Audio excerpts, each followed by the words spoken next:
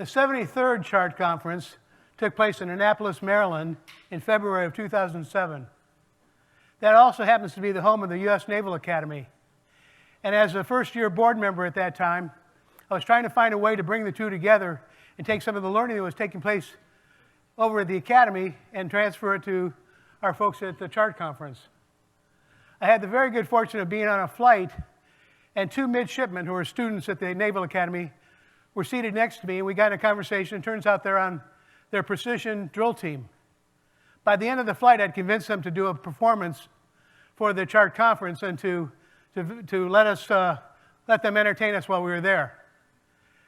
They put a show together for us, and before the show began, we had them in a room off to the side, and I introduced the program by addressing the Chart members and saying, have you ever witnessed a perfect shift where everyone on your team knows exactly what they're supposed to do, they work together cooperatively, there's no infighting, and they help those who may be falling behind? It's a sight to behold. It's fantastic. And then I went on to say, if you've never experienced it, what we're going to do today is try to show you the closest thing to perfection. We opened the door, and up came the 16 members of the U.S. Naval Academy Jolly Rogers Silent Drill Team. And they began going through their movements, breaking into smaller groups, going back and forth, all the time spinning their M14 rifles in the air. They even did one of their signature moves where the commanding officer walks down a line between two columns of other midshipmen while they're tossing rifles in front and back of his head. Definitely a trust factor going on there. And I can certainly say that the show was flawless and very impressive to everyone who was watching. So I think it conveyed the point I was trying to make. But in the last minute of their performance, there happened to be a moment where two individuals passed each other, one a little bit too close, and he knocked the cap, or what they call the cover, off onto the ground. Now, the person who lost his hat didn't stop, which was very wise on his part, because had he bent down to pick up that hat, he would have caused a collision and would have disrupted the whole program.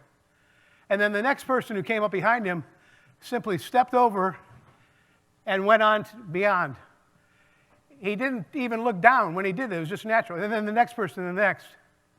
And so after the performance, I talked to the commanding officer, a student officer, and I congratulated him, of course, on the program because it was fantastic and everybody loved it, and no one really else saw that. I just happened to be in the right spot in the room to see the hat on the floor. Actual picture from that day. And I said, the show was great. I said, I just got a question.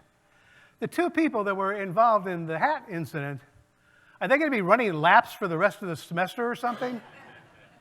And he said, no, sir. They're also very polite. That's not how it works. We do a debriefing after every performance, and everyone is expected to bring up anything that was out of the ordinary, good or bad. And we use that information to improve and to make our show better the next time. So, I start off with saying, train for perfection. Everyone does need to know exactly how to do all the aspects of their job, but maybe perfection is rather elusive. And it might be better to think of every once again adjusting for reality. Now, this adjustment is a little extreme.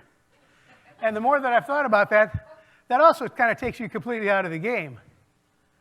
And I've come to think it might be better to consider course correction as you go along your journey. In the last minutes I have, I'd like to share a little bit about my journey over the last few years. About 10 years ago, I started to develop a tremor in my left hand. By January of 2010, I got a diagnosis of Parkinson's disease. Parkinson's disease is a progressively degenerative neurological condition for which there is no cure. That's rather bleak. And those who know me would say that I'm rather positive and optimistic. So I rather quickly developed three things on which I could choose to focus. That was activity, inspiration, and advocacy.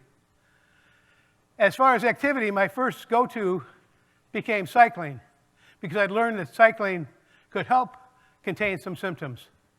I set a goal and achieved it, and rode my bike 1,000 miles within 1 year.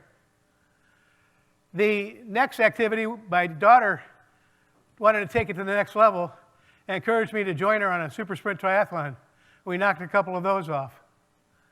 The third, a friend of mine who happens to live in Scotland, invited me to come over and climb a mountain with him.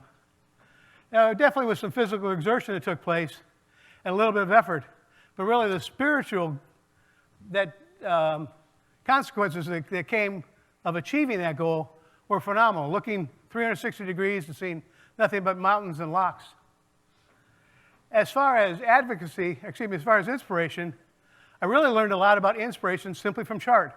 Many people who I greatly admired and kept that in my mind for a long time. And I discovered as well that as far as inspiration, I was beginning to create some inspiration for other people. One of those was your new president-elect, Monique Donahue, a good friend of mine, of course. And Monique liked this idea of riding, and she knocked off her first 1,000 miles in 6 months. As far as the Parkinson community, I started discovering people who were doing amazing things to throw back in the face of this condition. One gentleman began riding, but he also began running, and he was diagnosed at age 27, and he has completed 100 half marathons, 15 full marathons, including Chicago and New York, and has been featured on the American Ninja Warrior for the past 3 years. His name's Jimmy Choi from Chicago. As far as advocacy, I started first with self-advocacy. I discovered you've got to speak up when you've got something that you need help with. And I needed to put together a team that could assist me in this journey. And I got a team together primarily on my medical team at the University of Florida, which is truly world-class. I also began thinking of ways to help other people, and that included participating in clinical trials and also serving as an ambassador for an organization called the Davis Finney Foundation. Davis Finney was an Olympic cyclist who was diagnosed at age 40, created a group simply to help people to live well with this condition by providing resources and information to help them do that. And we do programs and presentations as well as counseling newly diagnosed folks and their families. This last year, I began the advocacy portion, which most people think of, which is the fundraising part, when I was selected to become a patient advocate for the Michael J. Fox Foundation and invited to participate in their yearly Parkinson Policy Forum by going to Washington, D.C.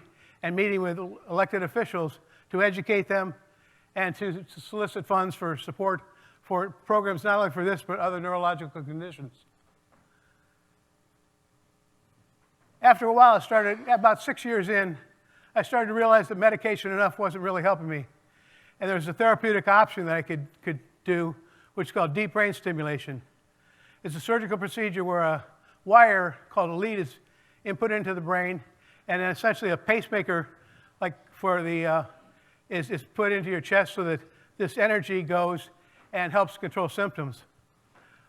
I talked over my medical team. It sounded like a good option for me. And right at that time, even though the program had been going for about 20 years, my neurosurgeon explained to me that there was a new product out that was much more technologically advanced. Although programming was done on an iPad, as a patient, I could even do some controlling on my own phone. And I said, let's go for it. It's only brain surgery. And I became the first person in the United States to be implanted with a system called the St. Jude Medical Deep Brain Stimulation System. And that worked extremely well. Some things like typing had been difficult. I would go to type something on my computer, and I would get a string of letters, and I'd have to erase and take a lot of time. But once I was more under control, and the tremor did really subside, I got busy and started working on a book to share my story. And from concept to publish, I had that done in 6 months. The book's called The Journey Begins with 1,000 Miles, Thriving with Parkinson through hope, optimism, and perseverance. But time went by, and about 1.5 years into that, last spring, all of a sudden the tremor came back with a vengeance. This is very disrupting. Had an MRI taken, and it discovered that there was a benign cyst that had formed in my brain. So all this good energy was just being dissipated. My surgeon decided the best thing to do is to remove the wire, which they did. And I was hoping last summer to come to the conference in Boca I live in Orlando, so it's just a 5-hour drive. But for a while, without that energy source going on, I had so much jitters and such, I couldn't even drive for a bit. So I put off that trip, and I went back to thinking of a concept I noted in my book, which is called thriving. And it's a solution set for dealing with just about any kind of conflict that we all encounter. That got me through to the next milestone, which was in September. Had another MRI and discovered that that cyst had shrunk by 65% miraculously on its own. That allowed for another surgery. And by the way, those surgeries are 6 hours long, awake the whole time and no anesthetic. But within that very night of having that surgery, I was beginning to feel like I had 8 months before. And within 2 weeks, I was doing some of the most important thing that I can do in my life. And I was spending a Saturday morning with my 3 grandchildren at Home Depot's Kids Workshop.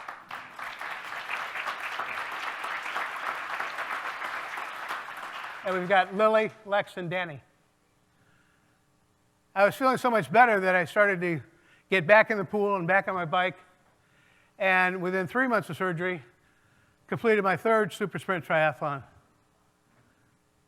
This past June, actually last month, there's a very special event called the World Parkinson Congress, where 5,000 people from around the world come together, patients, care partners, and researchers. And I went to the last one in Portland, Oregon. This one was in Kyoto, Japan, so it's a little bit expensive and pretty arduous trip. So I put that off. However, my book was selected to be showcased in what they call the Book Nook. And many of my friends went and checked that out and shared information about it. One woman who was also a patient from Barbados had found the book when she first was diagnosed and placed it, and along with others, in a poster that she put on display for the group. And this is my neurosurgeon visiting with the book as well. Now, I don't have time with this presentation to go into the whole concept of thriving, but it is written up in the book, and I would be glad to do workshops for your group to show how they can use that kind of solution set to face some of the challenges that they face in their daily work and lives. But I can tell you that the last letter of the concept is the letter G, which stands for gratitude. And I'm eternally grateful to the many friends that I've made from CHART who have supported and encouraged me over the years, and particularly appreciative of all of you spending time and listening to my journey along the way. And I encourage all of you to always strive to thrive. Thank you.